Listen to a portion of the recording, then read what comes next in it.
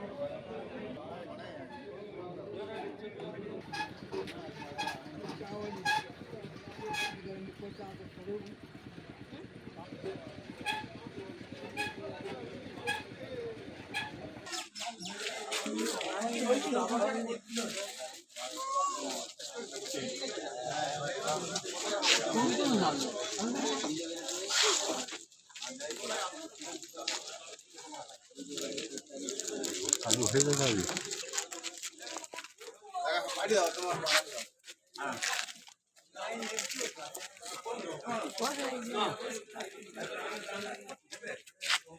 চল যাই। ইলেকশন হওয়ার কারণটা কি? সে সম্পর্কে আমি কিছুই জানি না।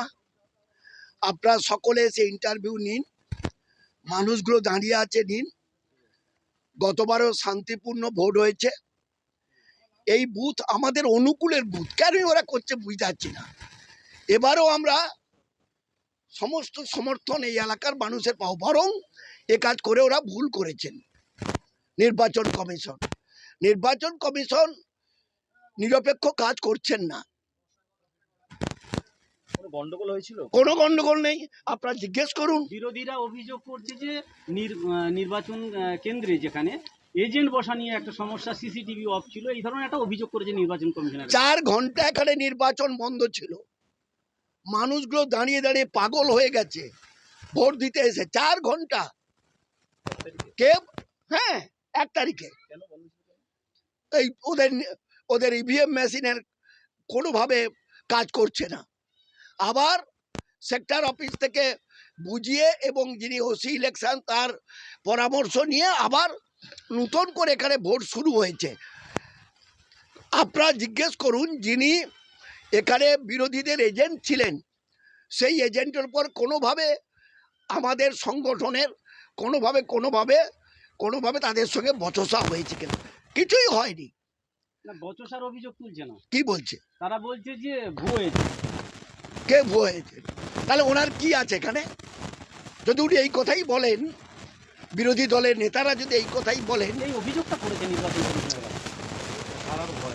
এটা হচ্ছে কি সম্পূর্ণ হেরে যাওয়ার চক্রান্তই ওদের, অন্য কিছু না।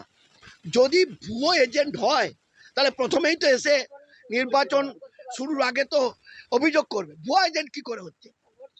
ভোট পুরো হয়ে গেল, শেষের দিকে ভুয়া এজেন্ট তুলে মানুষগুলোকে আবার বিব্রত করলো, এলাকার মানুষগুলোকে আবার কষ্ট দিল।